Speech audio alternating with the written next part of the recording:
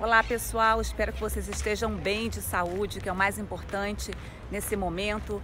Essa pandemia do coronavírus virou um mundo de ponta cabeça e desencadeou uma crise econômica. Qual o tamanho dela? A resposta ainda é um mistério, mas é importante a gente saber o que está acontecendo com a economia mundial. Então hoje vocês vão ver a primeira parte de uma entrevista que eu fiz com o Juan Bosco Plaza. Ele é analista de economia. Nesse primeiro bate-papo virtual, nós falamos sobre as incertezas, o papel do Estado e a queda do preço do barril de petróleo.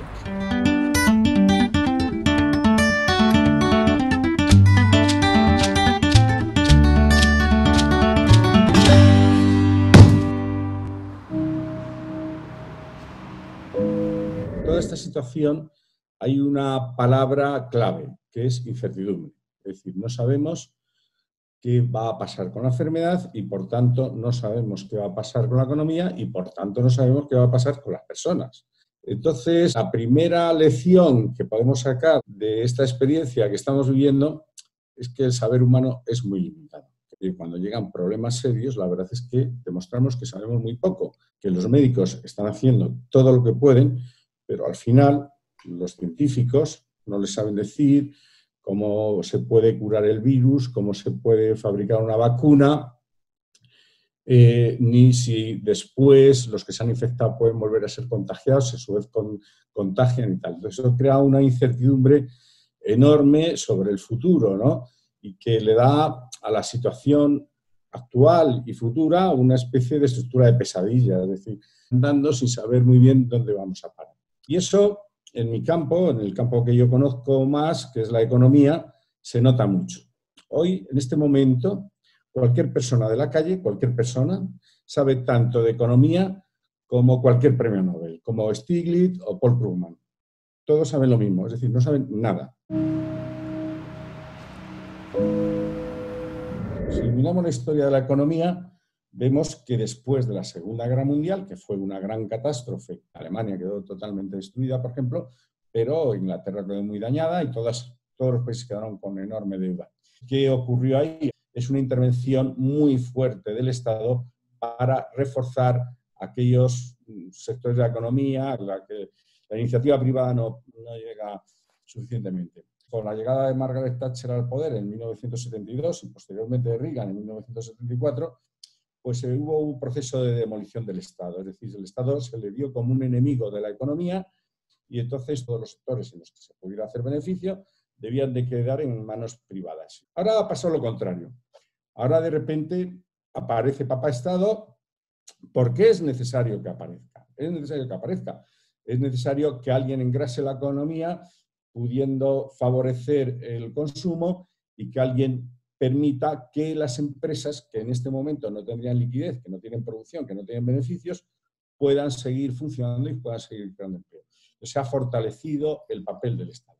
El problema es que se debe buscar una combinación adecuada entre el mercado y el Estado, pero que pensar que el Estado es algo residual, yo creo que es una de las enseñanzas de esta crisis, es que el Estado no es residual, que tener determinados servicios públicos muy fuertes y bien organizados y bien dotados, como por ejemplo claramente es el sanitario, que fue uno de los que más sufrió, que de los que más recortes sufrió durante la crisis de 2008, es fundamental.